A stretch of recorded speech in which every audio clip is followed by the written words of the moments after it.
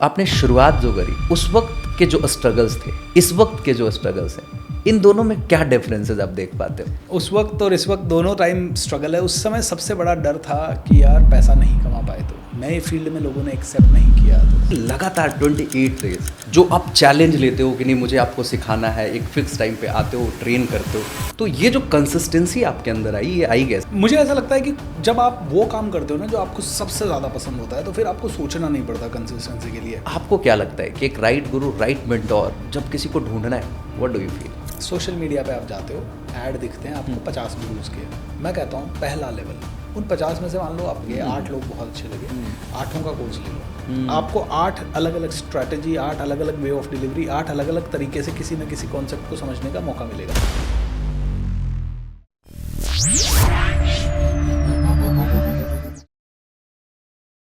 एक लड़का, ना कोई बड़ी पहचान, ना कोई बैकग्राउंड, लेकिन दिल में एक आग थी कुछ बड़ा करने का, एक जुनून था जिंदगी में कुछ शानदार करने का, और वो आग, वो चिंगारी आज हजारों लोगों के लिए प्रेरणा का विषय बन चुका है। शुरुआत में लोग कहते थे कि ये इंडस्ट्री इतनी आसान नहीं है, यहाँ पे सफल होना बहुत मुश्किल है, इम्पॉसिबल है। लेकिन उस लड़के ने एक ऐसा कमाल दिखाया कि आज हजारों लोग उनकी ट्रेनिंग से सीखते हैं, लाखों लोग प्रेरित होते हैं। हम बात करेंगे भूपेंद्र सिंह राठौर सर की। जी हाँ, और हम जानने की कोशिश करेंगे भूपेंद्र सिंह राठौर से बीएसआर बनने की कहानी, वो स्ट्रैटेजी, वो स्ट्रगल्स, वो माइंडसेट, वो क्या था जिसने भूपेंद्र सिंह राठौर को बीएसआर बना दिया। आज का ये पॉडकास्ट सिर्फ कहानी नहीं होगी। आज के इस पॉडकास्ट में हम सीखेंगे बिजनेस के वो सीक्रेट्स जो शायद किताबों में नहीं मिलते। आप सबके साथ के साथ मैं अपने podcast the Anurag Dangi show में बीएसआर सर का स्वागत करूंगा। सर, आपका बहुत बहुत स्वागत है। Thank you Anurag ji, thank you so much. I really appreciate that you are doing a great job and ये पॉडकास्ट में आपने इतना प्यारा इंट्रोडक्शन दिया है, so thank you. Thank you so much sir. So actually आपने बहुत सारे पॉडकास्ट दिए, आपने बहुत सारे वीडियोस बनाए। अगर इंटरनेट पे देखूं एक कंसिस्टेंट क्रिएटर के रूप में तो आपका नाम आएगा उस लिस्ट में, क्योंकि लगातार 28 डेज जो आप चैलेंज लेते हो कि नहीं मुझे आपको सिखाना है, एक फिक्स टाइम पे आते हो, ट्रेन करते हो लोगों को और उसे पूरा करते हो, आप उसे बीच में नहीं छोड़ पाते। तो ये जो कंसिस्टेंसी आपके अंदर आई, ये आई कैसे? क्योंकि मैक्सिमम लोगों को मैं देखता हूँ आज वो फेल होते हैं तो उसमें सबसे बड़ा कंट्रीब्यूशन वो इरेगुलरिटी की है। एब्सोल्युटली। मुझे ऐसा लगता है कि जब आप वो काम करते हो ना जो आपको सबसे ज़्यादा पसंद होता है तो फिर आपको सोचना नहीं पड़ता कंसिस्टेंसी के लिए। राइट। जैसे मेरे जीवन में भी कई ऐसे वर्कशॉप है जो मैंने चालू किए और फिर बंद कर दिए, जबकि वो प्रॉफिटेबल थे और मेरी टीम कहती थी सर इसको फिर से चालू करो। जैसे कि I will say business coaching ही अगर मैं बात करूं तो 2013 से लेके 2018-19 तक I was only focused on business coaching. मेरा और कोई दूसरा प्रोग्राम ही नहीं था और मैंने वो बंद कर दिया। मतलब आज मैं बिज़नेस कोचिंग करता हूँ तो बहुत कम लोगों की बिज़नेस कोचिंग करता हूँ, बहुत सेलेक्टेड लोगों की बिज़नेस कोचिंग करता हूँ, वो भी मेरा ही प्रिंसिपल्स होंगे, मेरे ही तरीके से होगा, उसमें भी काफ़ी डूज एंड डोंट्स आ गए। तो मैं ये सोचता हूँ कि बिज़नेस कोचिंग जो मुझे सबसे ज़्यादा रेवेन्यू आज तक दिया है, सबसे ज़्यादा अमीरी दी है, उस प्रोग्राम को मैं बंद कैसे कर सकता हूँ? और मैजिक ऑफ थिंकिंग रिच जो सबसे फ्री प्रोग्राम है 28 डेज़ का, और उसमें हम कुछ भी नहीं कमाते, ना कुछ हम सेल करते हैं, वो आज मेरे से लगातार हो रहा है पिछले 7-8 साल से। तो आई थिंक जो हम पसंद करते हैं ना चीज़, जो हमको सबसे ज़्यादा, हमारी आत्मा की एक अलग कॉलिंग होती है हर किसी की, और उस कॉलिंग के हिसाब से कुछ भी करोगे उसमें कंसिस्टेंसी की ज़रूरत नहीं होगी। लोग कंसिस्टेंसी इसलिए नहीं रख पाते क्योंकि लोग दिमाग से खेलते हैं, मैं दिल से खेलता हूँ। दिल से कोई भी काम कर लो कंसिस्टेंसी आएगी। दिमाग से हर काम करोगे हर रोज़ फिर से दिमाग लगाना पड़ेगा। यू नो, अब देखिए हज़ारों लोग क्या कर रहे हैं, मैं यार हेल्थ पे काम करना चाहता हूँ, लेकिन कौन बोल रहा है ये हेल्थ पे काम करना चाहता हूँ? दिमाग यार मोटे हो गए हैं, ये हो गया वो गया। दिल नहीं बोल रहा है ना, दिल तो बच्चा है जी, दिल तो कह रहा है सो लूँ। ठीक है, सो दिल, जब दिल कहेगा ना यार अब मज़ा आएगा हेल्थ पे काम करके, उस दिन देखिए आप। तो ये दिल को लोग सबकॉन्शियस माइंड भी कह सकते हैं, ये अंदर की कोई भावना भी कह सकते हैं, आपका गट फीलिंग भी कह सकते हैं।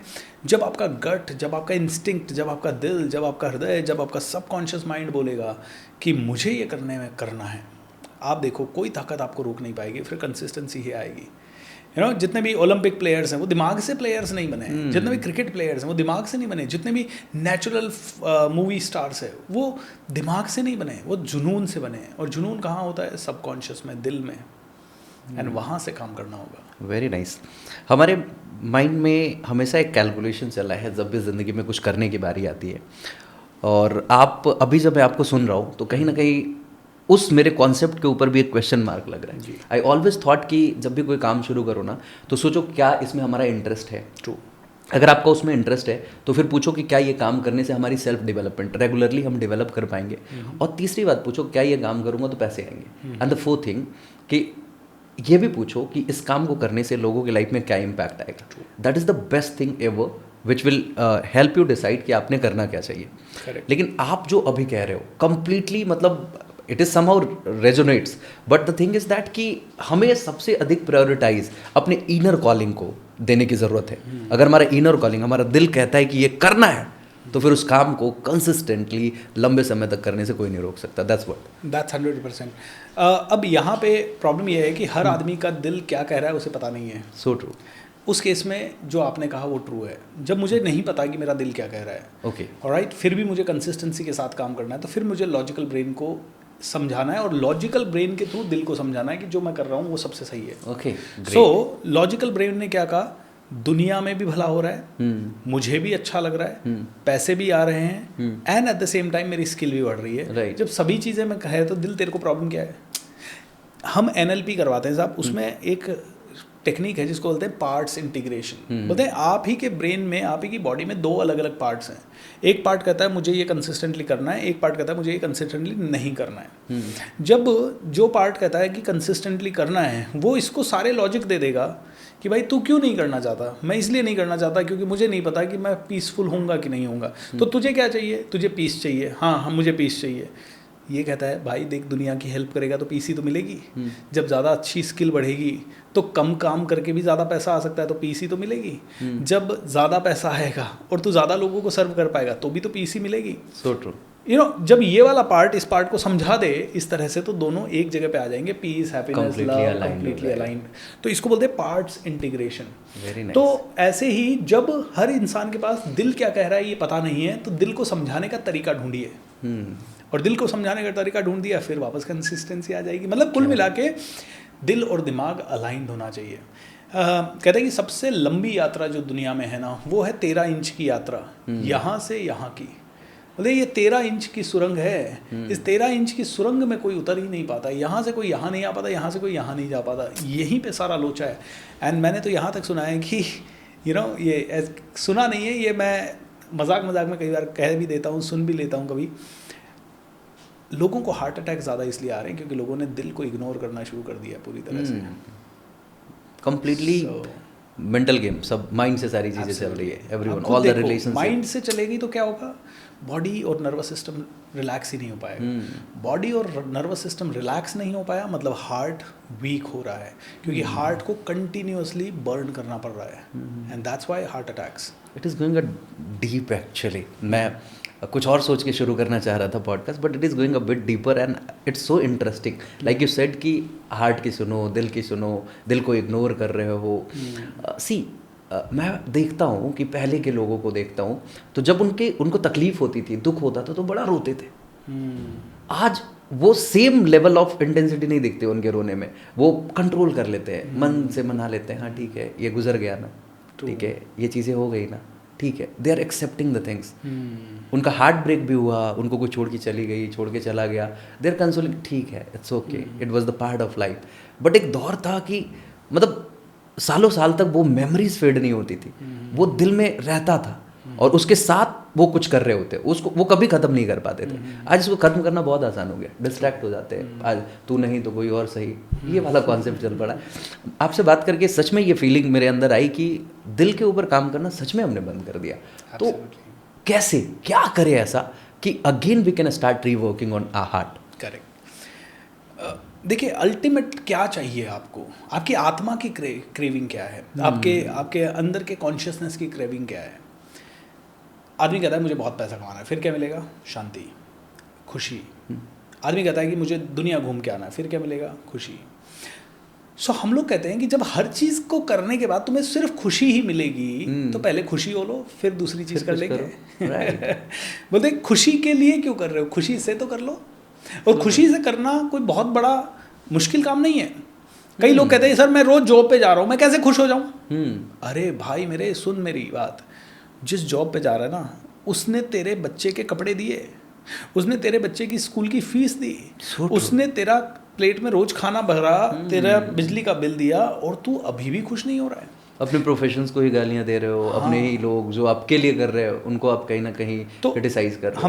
हमने हमेशा एक सुना होगा ना कि जिस थाली में खाते हैं उसी में छेद करते हैं। जब आप उस पर्टिकुलर जॉब को गाली दे रहे हो, उसके मैनेजर की हो सकता है भले मैनेजर बेकार भी हो, कोई बात नहीं है, राइट, लेकिन तुमने डिसाइड किया ना वहाँ जाना।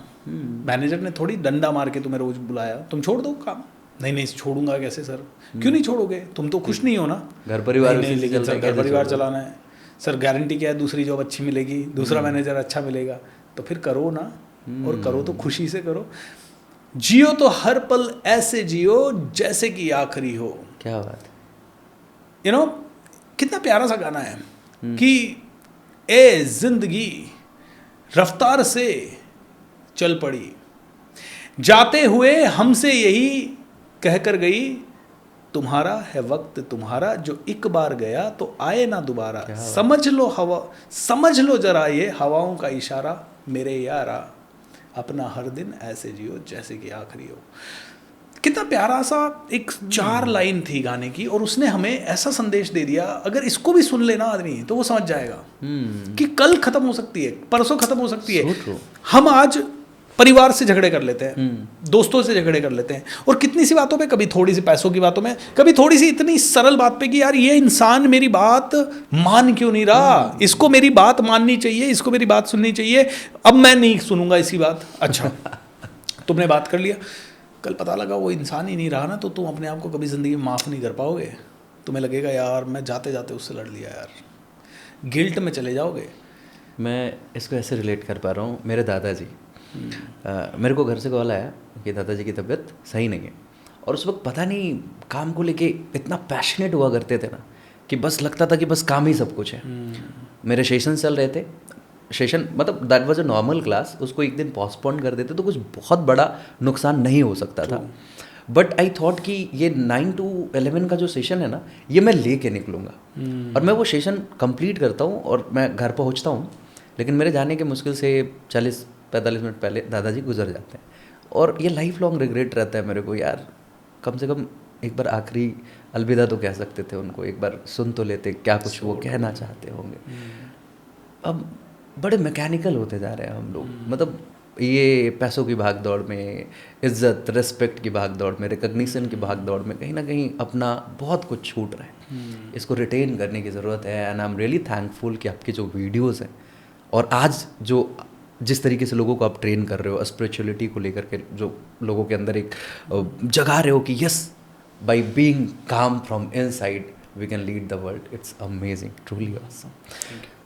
बट मैं समझना चाहूँगा कि आपने शुरुआत करी तो आप कोचिंग बिजनेस में भी थे, फिर ट्रेनिंग बिजनेस में आए, चीज़ें बदलते चली गई, और एक वक्त के साथ साथ हमने देखा है आपने ट्रांसफॉर्म किया है खुद को, जो भी चीज़ें आपने अपनाई उसे पूर्णता अपनाया, या तो ये है या तो नहीं है, इस वाले मोड में गए। तो ये माइंडसेट कैसे बिल्ड कर पाए, क्योंकि कई सारे ऐसे लोग होते हैं ना, वो अपने पीछे की चीज़ें छोड़ ही नहीं पाते। जैसे आपने बोला ना कि अपनी बिजनेस कोचिंग हमने उसे कंप्लीटली छोड़ दिया। कई लोग बिजनेस कोचिंग शुरू करने के लिए अभी स्ट्रगल कर रहे हैं जी।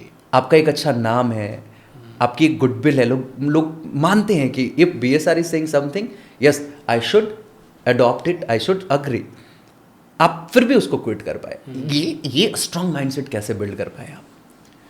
ये ना लाइफ में प्रायोरिटीज़ के ऊपर मैंने बहुत काम किया है कि कहीं ना कहीं प्रायोरिटीज़ डिसाइड करनी होती है।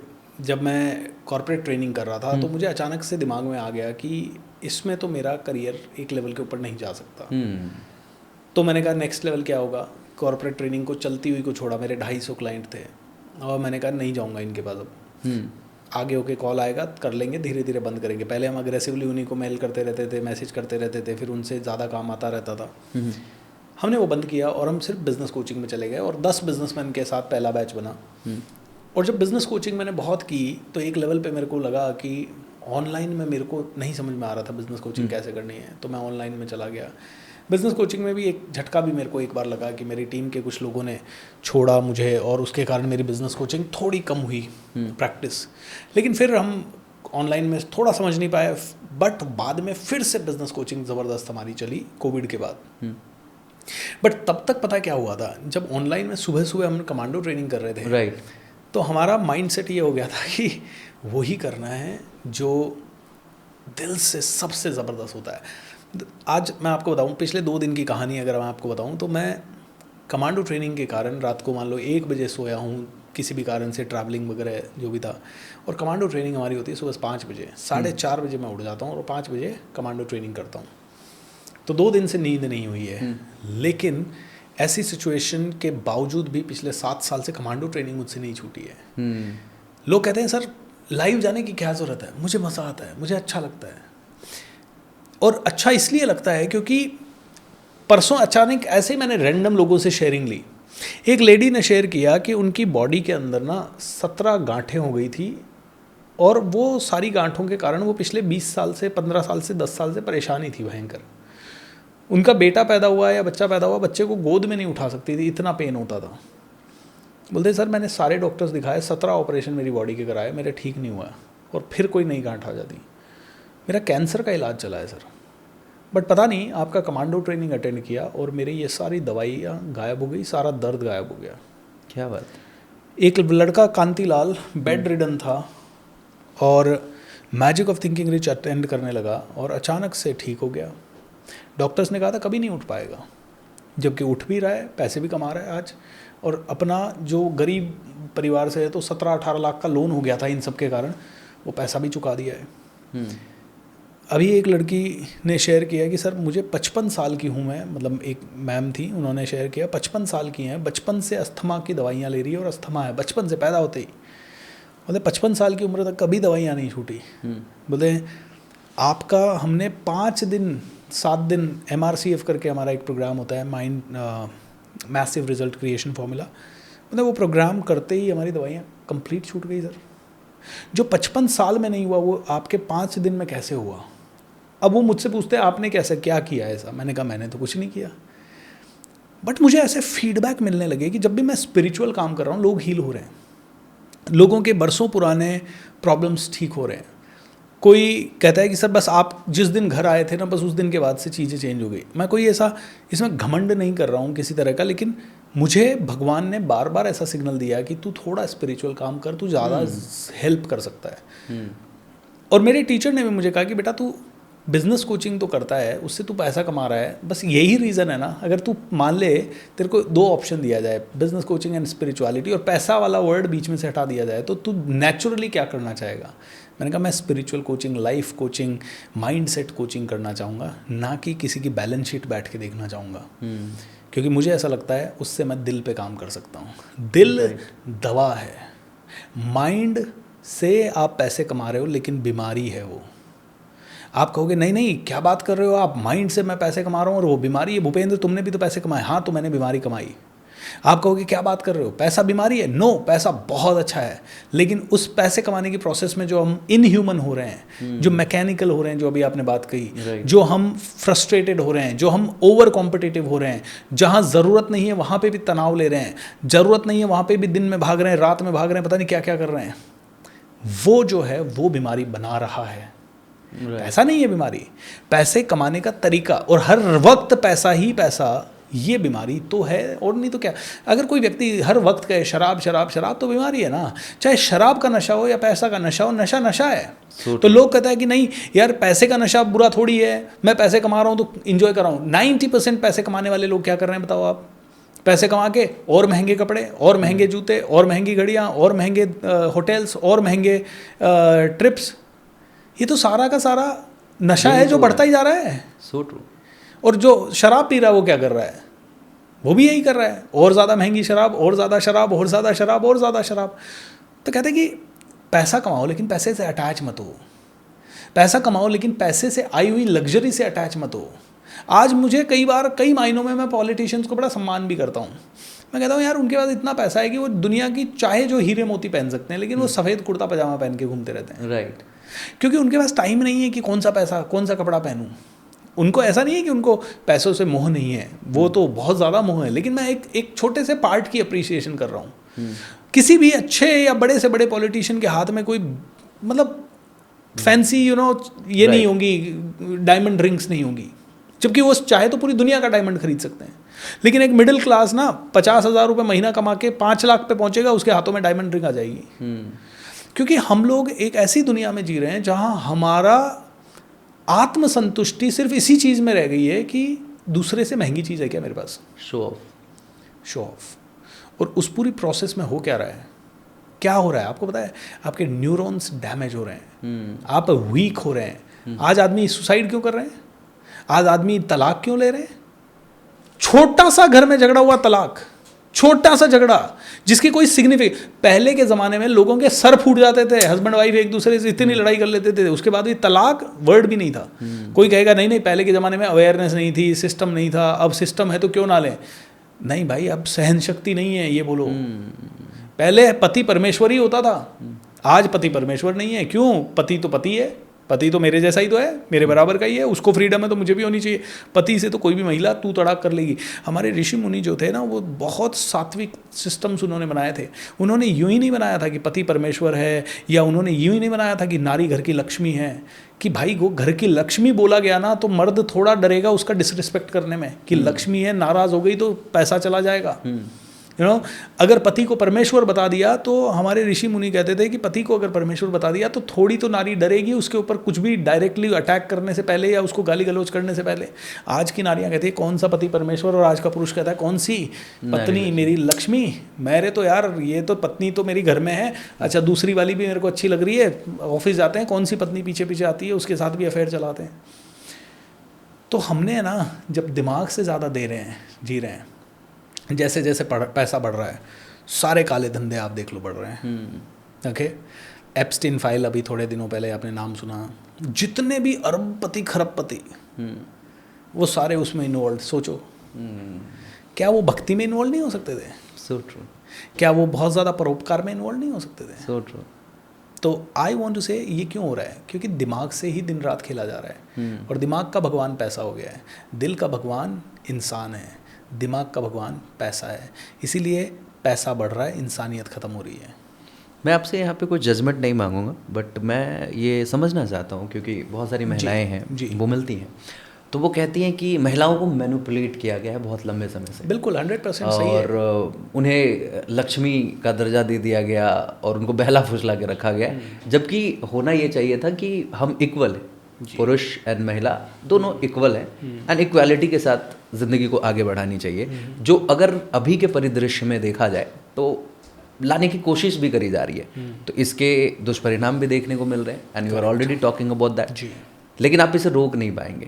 आपकी बातें हैं, शायद कुछ लोगों के मन में बदलाव ला पाए, बट मास लेवल पे ये चेंजेस हो रहे हैं। आज जैसे लड़के 12 बजे 2 बजे रात में शराब की बोतल लेके आपको दिल्ली के कनॉट प्लेस में भी मिल जाए, होली में हुड़दंग करते मिल जाए, उनसे भी ज़्यादा बड़े लेवल पे हुड़दंग करते हुए आपको लड़कियां मिल जाएंगी। सो कंडीशंस वर्जन हो रही है, खराब हो रही है। तो इसका उपाय एक्चुअली में क्या हो सकता है? किस लेवल पे काम करना चाहिए कि ये चीज़ें अगर आए भी तो हम इसे सही से एक्सेप्ट कर पाए, या फिर इसका बहुत ज़्यादा बुरा प्रभाव ना पड़े? कैसे चीज़ें हो सकती है?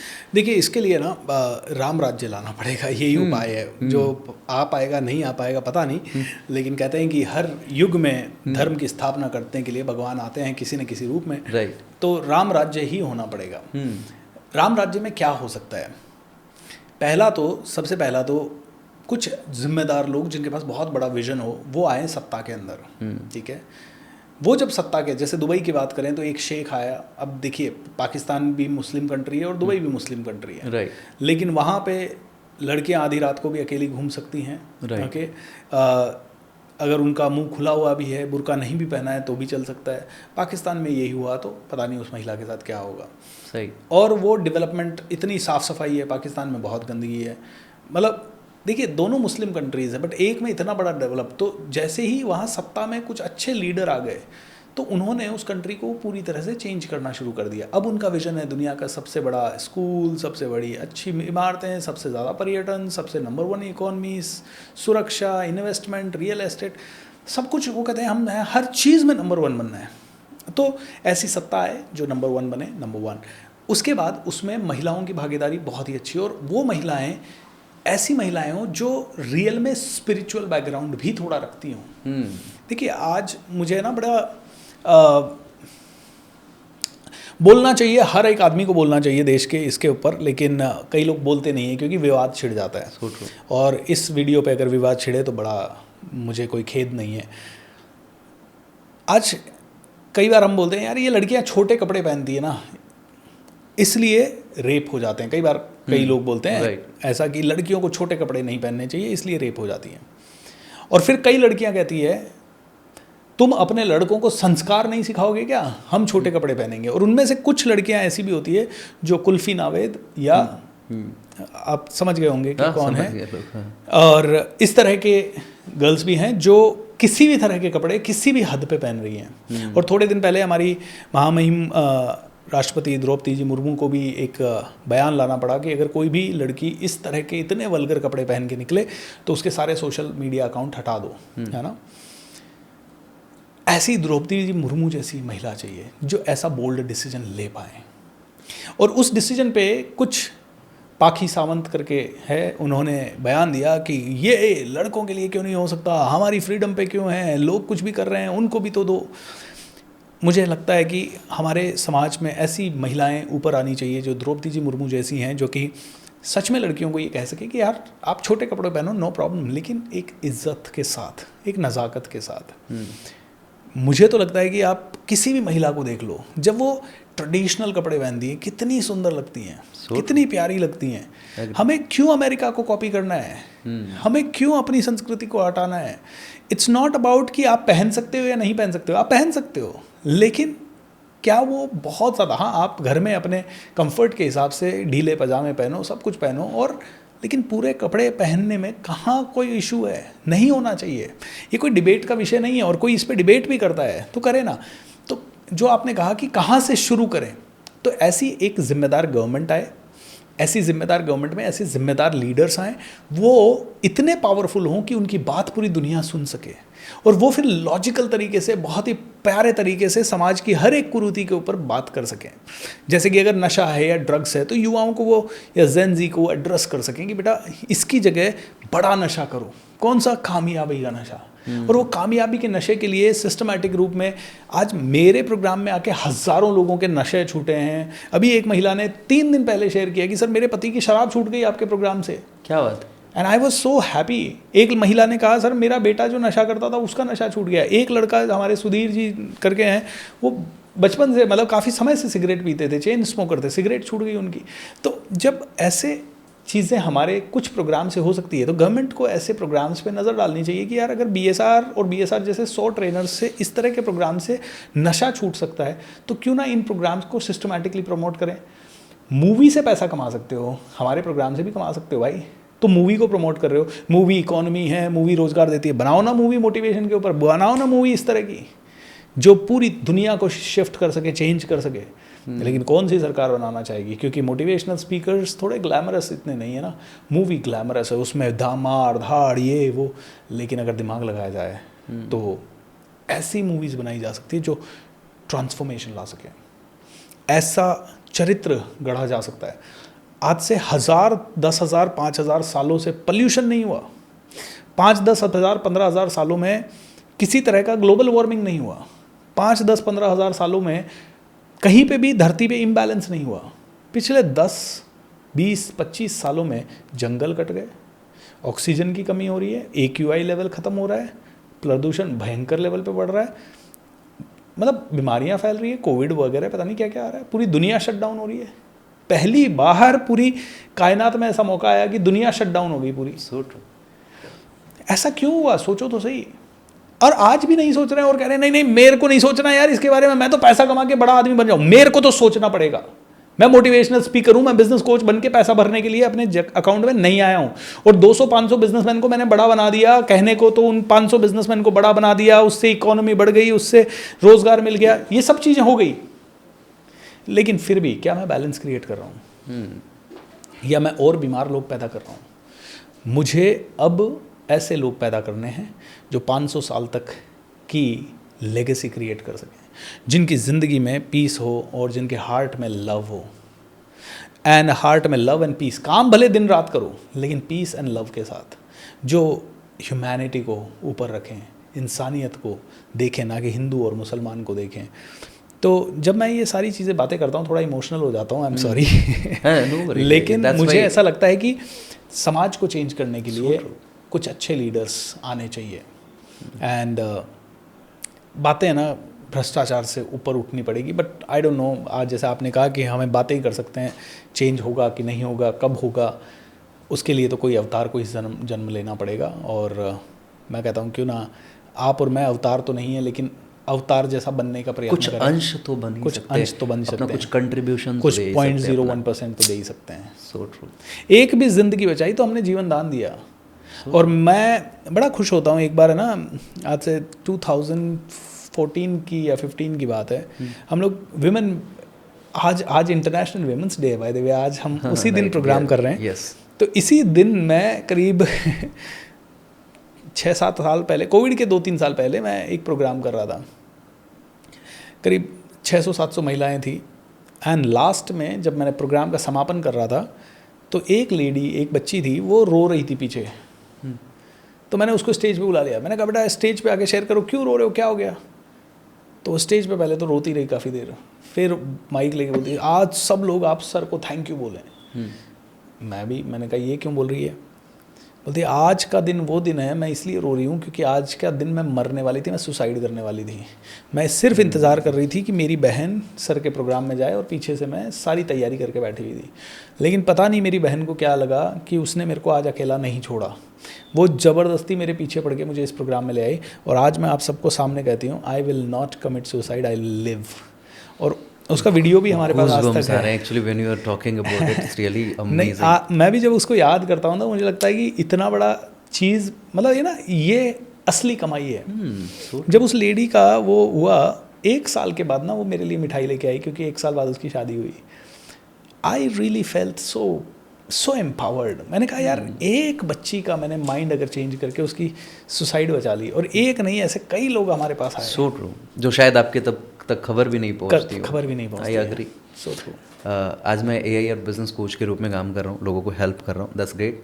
बट अभी भी आप मेरे GMB पे जाके देखोगे तो as a life coach that has been listed, क्योंकि मैंने इनिशियली लोगों को कंसल्टेशन के लिए ओपन रखा था कि किसी को कुछ बात करनी है, you can connect with me. हमारे नंबर्स थे वहाँ पे। मैं दिल्ली के, हमारा घर नहीं था तब, अब तो घर है। उस समय एक छोटे से होटल के कमरे में सोया हुआ था, मेरे साथ एक और थे। एक कॉल आता है, रात के 3 बज रहे हो, हेलो सर बात कर लीजिए, एक हाथ में चाकू एक हाथ में फ़ोन है, अभी सुसाइड कर लेंगे। अरे यार, नींद टूट गई, सीधे उठ के बैठ गए, और लगभग 1.5 घंटे उसके साथ बात हुई। और उसके बाद वो जो कंसल्टेशन थी ना, इतनी शानदार गई कि उसने उस डिसीजन को क्विट किया and she started working on her self, और आज बहुत अच्छा काम कर रही है, she is doing good business. तो जैसे आपने बोला ना कि अपना कुछ अंश, कुछ पार्ट अगर हम कंट्रीब्यूट करना शुरू करें लोगों की लाइफ में, तो वो ट्रांसफॉर्मेशन, वो जो जिस राम राज्य की बात कर रहे हो आप, एटलीस्ट अपनी नज़र में तो ला ही सकते। एब्सोल्युटली। मैसिव लेवल पे तो नहीं ला सकते, क्योंकि थॉट्स के ऊपर ही सारी चीज़ें चल रही हैं, हम जैसा सोचते हैं।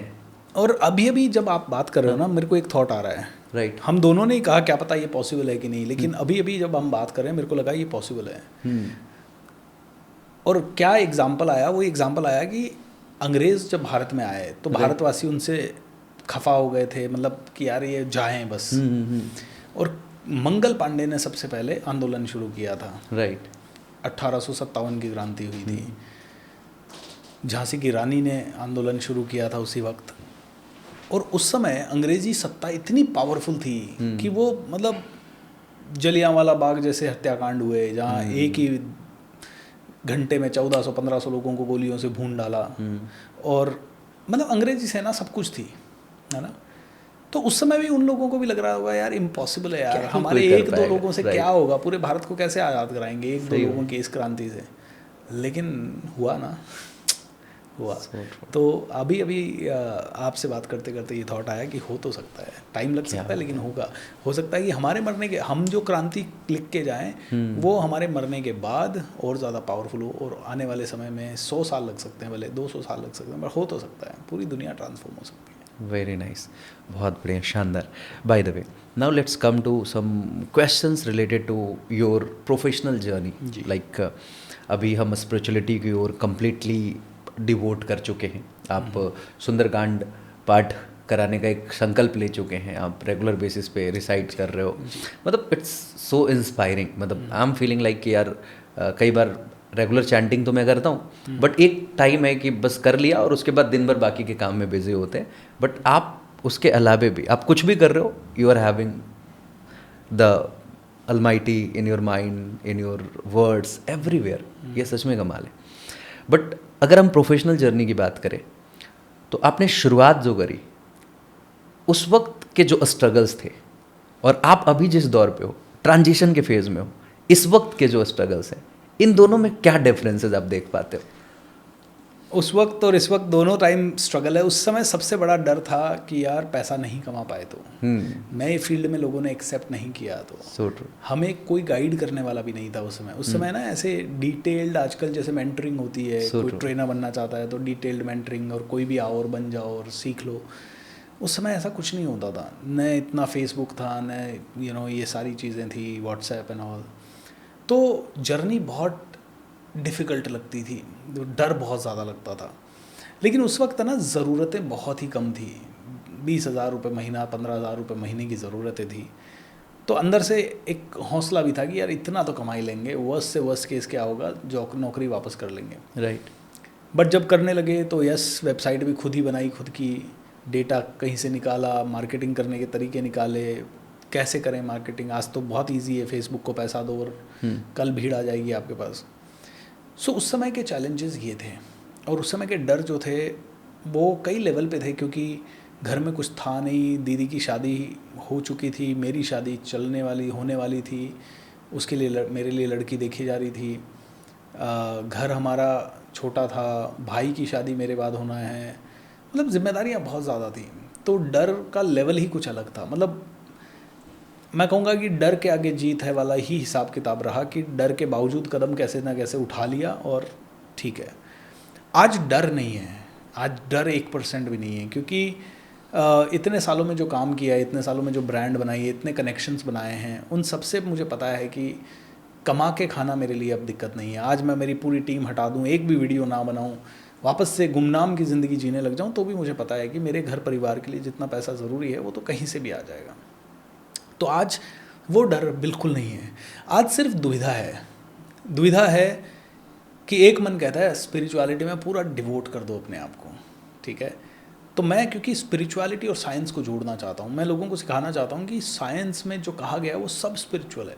जैसे मैंने कहा ना कि कोई सिखाए गर्ल्स को कि भाई तुम कपड़े पहनने का फ्रीडम है, लेकिन वल्गैरिटी का फ्रीडम नहीं है। ऐसे ही कोई आदमी को सिखाए, कोई यंगस्टर को सिखाए जुआ खेलना, नशा करना, फालतू की चीज़ें करना, ये इससे बड़ा नशा कर, सफलता का नशा इससे बड़ा है। तो मैं आज दुविधा है क्योंकि परिवार है, बच्चा है, एक अच्छी लाइफ स्टाइल में मेरा पूरा परिवार जीता है। थोड़ा सा कभी कभी ज़रूर ये संकोच आता है कि अचानक से जो इतनी बड़ी आइडेंटिटी क्रिएट हो गई है BSR करके, जहाँ लोग, अच्छा मुझे आज कोई भी बुलाता है तो मोटिवेशनल स्पीकर ये वो, और अब मैं पूरा अध्यात्म की तरफ जाऊँ तो कैसे होगा। तो यहाँ पे न डर है न अविश्वास है, यहाँ हल्का सा संकोच है मैं कहूँगा। और आई थिंक वो संकोच सही है, क्योंकि ऐसे संकोच हमें सोचने पे मजबूर करते हैं। और शायद हम कहीं पे भी जाना चाहें, अब्रप्ट कोई चीज़ करने की जगह हम बहुत ही कोई मिडिल पाथ ढूंढ सकते हैं, जिससे कोई चीज़ हर्ट ना हो और कोई व्यक्ति हर्ट ना हो। और जिम्मेदारियां तो है ही, मैं कोई जिम्मेदारियों से भागना नहीं चाहता, मैं चाहता हूँ साथ साथ करें। तो आज का BSR तो बड़ा कॉन्फिडेंट है, और ये संकोच तो जब भी आप जर्नी चेंज करेंगे तो आएगा ही आएगा। So true, so true. सो ये जो क्लैरिटी आपने दी अभी फिलहाल कि लाइफ में स्ट्रगल है वो हमेशा रहेंगे, वो स्ट्रगल्स खत्म नहीं होने वाले। ये जैसे मेंटल स्ट्रगल कह सकते हैं आप, So, ये हमेशा रहने वाली है, स्ट्रगल्स के क्योंकि- लेवल चेंज हो जाएंगे, हाँ। राइट। और अब वही है कि इतनी बड़ी आइडेंटिटी क्रिएट हुई है, लोग कई बार ऐसा लगता है कि कहीं अपन ऐसा तो नहीं है किसी से जस्ट ऐसे इन्फ्लुएंस हो गए और स्पिरिचुअलिटी की तरफ जा रहे हैं। तो मुझे लगता है प्रॉपर इवैल्यूएशन होना चाहिए, जो मैं कर रहा हूँ अभी। थोड़े स्पिरिचुअल लेवल के प्रोग्राम भी कर रहे हैं, थोड़े बिजनेस लेवल के प्रोग्राम भी चल ही रहे हैं, तो दोनों चीज़ों को मिक्स करते हुए फ्यूजन करके कर रहे हैं। Right, very nice.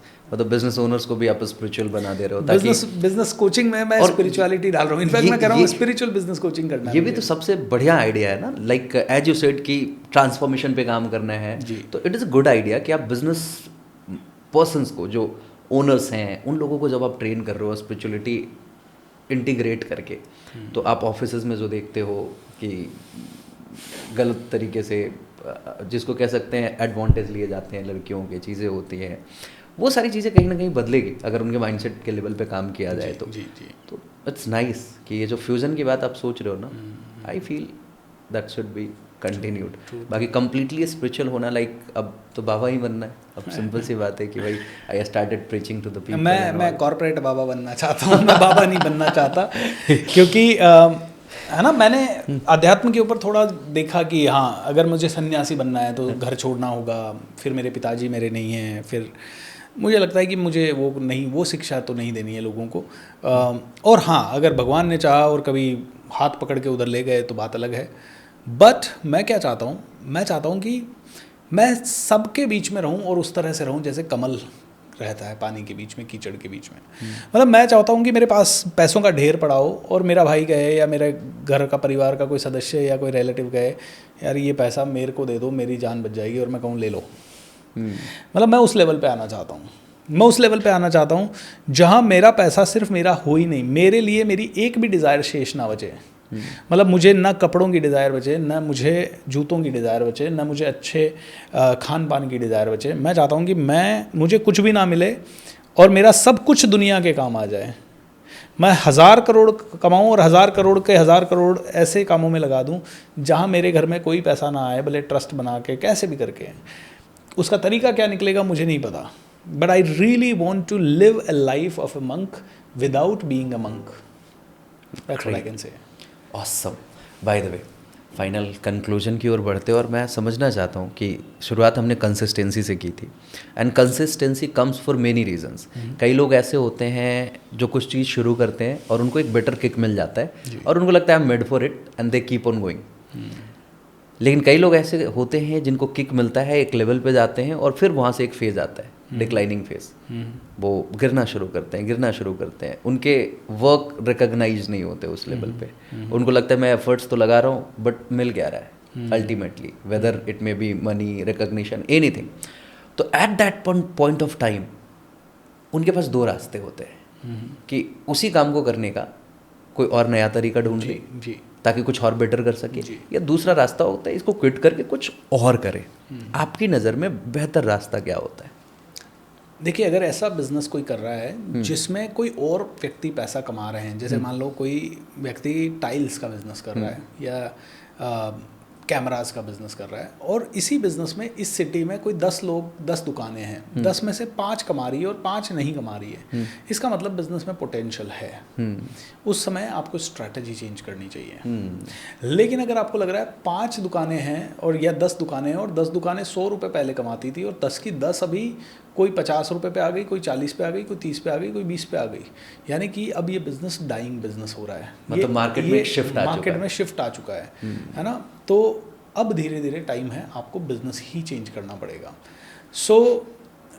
लोग कहते हैं नहीं मेरी शायद किस्मत नहीं चल रही इस बिजनेस में, ऐसा कुछ नहीं है। आप स्ट्रैटेजी और इन दोनों ही निर्णय को अगर आप नहीं ले सकते तो एक कोच होना चाहिए आपके पास, आपसे ज्ञानी आदमी होना चाहिए। वो कोई भी हो सकता है, आपका दोस्त, भाई, प्रोफेशनल बिजनेस कोच, कोई भी। यहाँ पे एक सवाल है आपसे, जब कोच एंड गुरु की बात कर रहे हो, आप भी एक कोच हो, BSR the coach, Anurag Dhangi an business coach, I have met many people, but आज के इस दौर में एक राइट मेंटोर, राइट कोच मिल पाना एक इंसान के लिए चैलेंजिंग तो है, क्योंकि हर तरफ बहुत लोग मिल पा रहे हैं। तो आपको क्या लगता है कि एक राइट गुरु, राइट मेंटोर जब किसी को ढूंढना है तो वो कौन कौन से ऐसे चेक लिस्ट बनाए कि हाँ भैया इस पैरामीटर पे ये फिट बैठ रहा है तो ये मेरे लिए, व्हाट डू यू फील? देखिए आज के युग में ना इतनी ज़बरदस्त चीज़ें हैं, सोशल मीडिया पे आप जाते हो, ऐड दिखते हैं आपको 50 गुरुज के, और 50 के 50 लोगों का बेसिक कोर्स कितने का होगा? 5,000, 10,000, 15,000, 20,000। मैं कहता हूँ पहला लेवल 50 देखने के बाद भी आप 50 तो नहीं लोगे। उन 50 में से मान लो आपको 6 लोग बहुत अच्छे लगे, 8 लोग बहुत अच्छे लगे, 8 का कोर्स ले लो। लगेगा आपका 1 लाख, 8 का, पहले एक का ही लेते तो 10,000 लगता। आप कहोते हो नहीं नहीं अब तो मैंने एक का ले लिया, दूसरे को नहीं लूँगा। गलती ना करें, आप 8 का ले लो।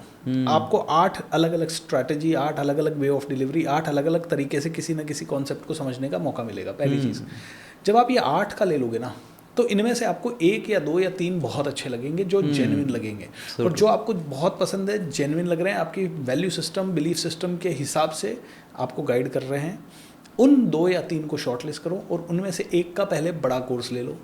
फिर जब एक का खत्म हो जाए तो दूसरे का बड़ा कोर्स ले लो, फिर दूसरे का जब खत्म हो जाए तो तीसरे का बड़ा कोर्स ले लो। मैं कहता हूँ सबसे सीखो ना यार। ये सच में बहुत अच्छी स्ट्रैटेजी आपने बताई, क्योंकि आज के दौर में फैब्रिकेशन बहुत आसान है।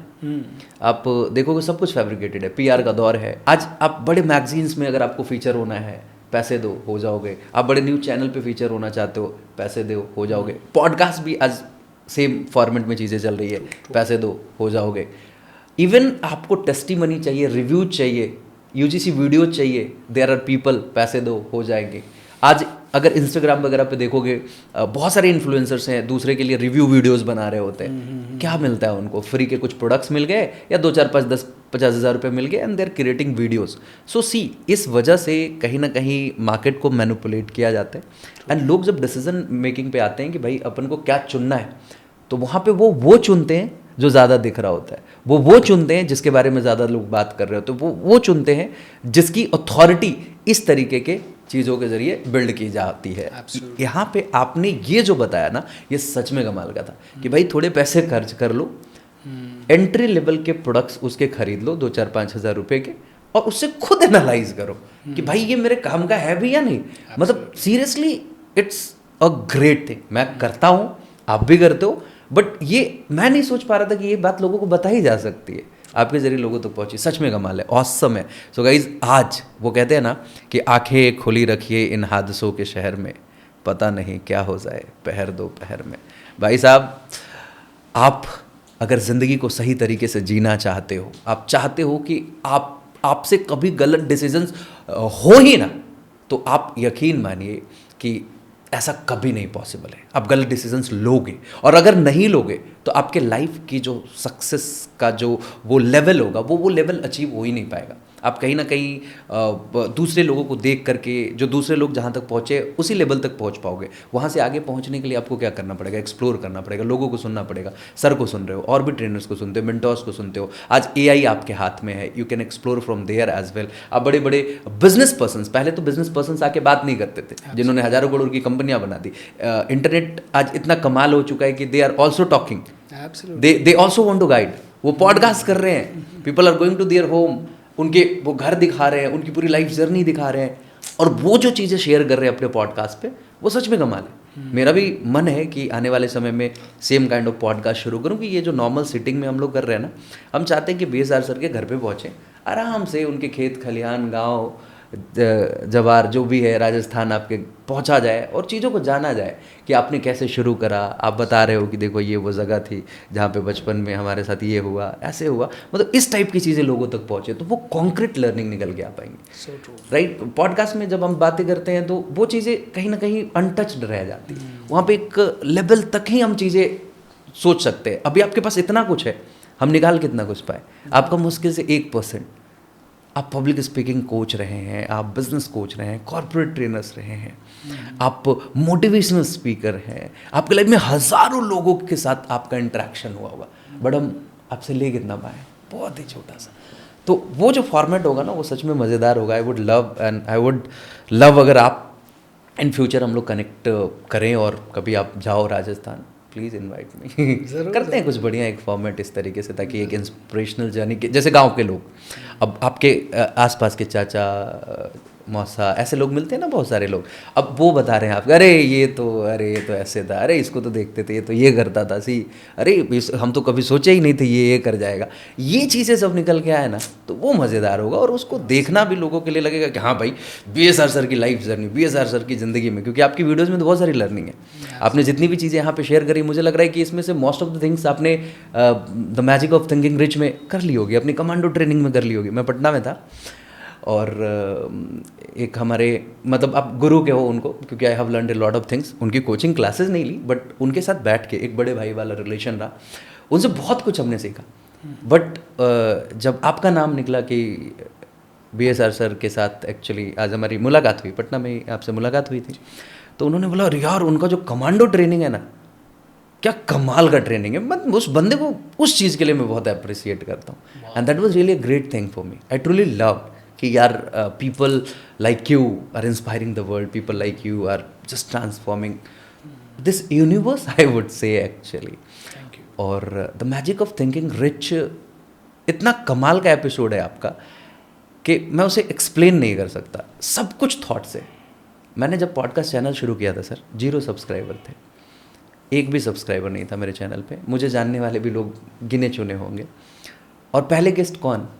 डॉक्टर विवेक बिंद्रा। वो मुझे नहीं जानते थे, he didn't know me, but मेरे दिमाग में था कि अपने को किसी एक ऐसे बंदे को लाना है कि हमें एक जबरदस्त किक का स्टार्ट मिले।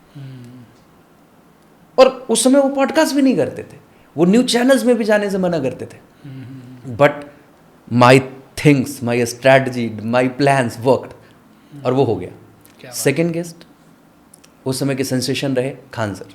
मतलब एक तरीके से देखा जाए पहला पॉडकास्ट मतलब मेरे ही साथ उनका है, और एक के बाद उन्होंने फिर दूसरा पॉडकास्ट मेरे साथ किया, and yes we were having a plan कि तीसरा भी करना है, बट इतने सारे फिर पॉडकास्ट उनके आ गए कि फिर लगा कि बहुत हो गया, 2 काफ़ी है, सफिशिएंट है।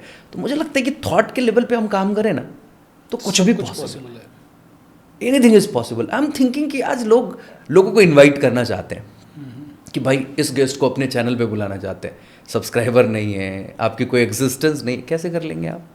But I did, it's all because of thought. आपसे पटना में मिले थे, आपका नंबर मेरे फ़ोन में सेव, आपके फ़ोन में भी सेव होगा, अनुराग दांगी पॉडकास्ट के नाम से सेव होगा। आप अभी खोलोगे तो आपके फ़ोन में सेव होगा। उस वक्त हमने आपको बोला था कि सर आपको मैं पॉडकास्ट में बुलाऊंगा, बट समहाउ मतलब हम डायरेक्टली आपको अप्रोच नहीं कर पाए कि आप मेरे पॉडकास्ट में आओ, and right now we are sitting together and we are having the podcast. सब कुछ इधर से होता है sir, everything you achieve whatever you want, and coach BSR जैसे लोग आपकी ज़िंदगी में हो तो थोड़ा फास्टर अचीव कर पाओगे। सो thank you so much sir for being in this podcast. It's truly lovely, awesome talk with you. सोचा था बिजनेस कोचिंग की ओर मैं एंटर करूँगा, but it became a kind of a spiritual talk. I truly loved the energy, the aura, the calmness, the way you speak, amazing, awesome. Thank you, Anurag bhai. You also have a great voice quality and a very good professionalism. So thank you so much. Thank you so much. Finally, I want कि एक final message जो आपको लगता है कि ये मेरे ज़िंदगी का सार है, अगर लोगों तक ये पहुँचे तो शायद उनको बहुत फ़ायदा पहुँचेगा। मैं ना हमारा कमांडो ट्रेनिंग जब शुरू करता हूँ तो पहला रिचुअल होता है साइलेंस, ताकि हमारी सारी सेंसेस नॉर्मल हो जाए, और दूसरा रिचुअल होता है इन्वोकेशन। इन्वोकेशन मतलब उन शक्तियों का आह्वान करना जो हमारे आसपास मौजूद हैं, एंड उनसे ये रिक्वेस्ट करना कि आप हमारा साथ दो, हमें सपोर्ट करो और हमें सद्बुद्धि दो और हमें चैनल बना दो इस दुनिया में ब्लेसिंग फैलाने का, ना कि उनसे कुछ मांगना कि मुझे चाहिए। और उस प्रोसेस में, इन्वोकेशन में, सबसे पहले अपने सबसे अच्छे भगवान को प्रणाम करो। और भगवान कौन है आपके सबसे पहले? आपके माता पिता। तो मेरा हमेशा रहता है सबसे पहला प्रणाम माता पिता को, उसके बाद मेरे गुरु को, और उसके बाद भगवान को। तो मैं कहता हूँ क्यों? क्योंकि माता पिता अगर 1 घंटा भी हमें, जब हम छोटे थे, छोड़ देते, या 1 दिन भी छोड़ देते, तो हम शायद ज़िंदा नहीं होते। इतने फ्रेजाइल थे हम। उन्होंने हमें जैसे तैसे संभाला और इस काबिल बनाया कि आज हम अकेले पूरी दुनिया में घूम सकते हैं। भगवान को नहीं देखा मैंने, भगवान के रूप में माता पिता को देखा। दूसरी चीज़, गुरु। बिना गुरु ज्ञान ना हुई, और बिना गुरु ना मैं कुछ भी नहीं हूँ। आज आपने मेरी इतनी बढ़ाई कर दी, और मैं मन में कह रहा था भगवान आपके लिए, मेरे गुरुदेव आपके लिए, मेरे माता पिता आपके लिए। क्यों? क्योंकि मैं यहाँ बैठ के वाहवाही ले लूँगा, लेकिन मेरे गुरु ने नहीं सिखाया होता पब्लिक स्पीकिंग करना, सेल्स करना, मार्केटिंग करना, बिजनेस करना, स्पिरिचुअलिटी। तो मैं कौन हूँ? मैं तुच्छ आदमी हूँ। तो सबसे पहले रोज सुबह बैठ के ना इन तीन को, माता पिता, भगवान, गुरु, इन तीनों को प्रणाम ज़रूर करें, क्योंकि आपका खुद का कुछ नहीं है। और इन दोनों से ये कभी ना कहें कि मुझे कुछ दो, ऑलरेडी बहुत कुछ दे दिया। इनसे सिर्फ एक ही रिक्वेस्ट करें, मुझे इस दुनिया में अच्छाई फैलाने का, प्रेम फैलाने का, खुशियाँ फैलाने का एक चैनल बना दो, मुझे इस दुनिया में ब्लेसिंग फैलाने का एक ज़रिया बना दो। That is the only thing which you need to demand. And I am telling you, बाकी सब तुम्हारा भगवान ऑलरेडी जानता है तुम्हें क्या चाहिए। बाकी तो लॉ ऑफ अट्रैक्शन जब करने बैठो तब अलग चीज़ें कर लेना, ये ज़रूर करो। क्या बात है, awesome, thank you so much sir, it was really great talk. जैसे सर ने बताया ना कि अपने माता पिता वो ऑब्वियसली आपकी ज़िंदगी में हमेशा आपके साथ हैं, अपने गुरु और अपने ईष्ट को हमेशा थैंक्स कहिए और उनके लिए थैंकफुल होइए कि उन्होंने एक प्यारी सी ज़िंदगी आपको दी है। और कभी भी ज़िंदगी में सजेशन चाहिए, कभी भी ज़िंदगी में आपको एक डायरेक्शन चाहिए, तो एक चीज़ याद रखिएगा कि वो कहते हैं ना कि लगी है मेहंदी पाँव में तो क्या घूमोगे गाँव में, अरे धूप की तपिश उससे क्या पूछते हो जो खुद रहते हैं छाँव में। मतलब धूप की तपन, धूप की तपिश जाननी है ना, तो उससे पूछो जो जिसने धूप में खुद को तपाया है। And yes, BSR, the coach BSR आपके साथ थे, जिन्होंने खुद को तपाया है, मेहनत की भट्टी में झोंका है और आज चमचमा रहे हैं और आपके साथ अपनी वो लर्निंग शेयर कर रहे हैं, जिसे सीख करके आप अपनी ज़िंदगी को बेहतर बना सकते हैं। मैं आप सभी से गुजारिश करूंगा कि अगर आप सर को जानते हैं, बहुत अच्छी बात है। अगर आप फर्स्ट टाइम सुन रहे हैं, आप BSR सर्च कीजिएगा यूट्यूब पे, आपको सर मिल जाएंगे, कोच BSR सर के चैनल्स मिल जाएंगे। आप कुछ मत करना, the magic of thinking rich के जितने भी एपिसोड्स मिले सब जाके देख जाना। सिर्फ वो काफ़ी है आपके ज़िंदगी में एक ऐसे इम्पैक्ट को क्रिएट करने के लिए जिसके लिए शायद आप लाखों रुपए खर्च करें तो भी नहीं पॉसिबल है। हमारी बस इतनी सी गुजारिश है। बाकी ये वीडियो पसंद आए तो दोस्तों तक पहुंचा दीजिए और प्यार कमेंट बॉक्स में ज़रूर बताइएगा कि इस वीडियो में क्या क्या चीज़ें आपको अच्छी लगी। तब तक के लिए शुक्रिया, शुभ विदा, थैंक यू।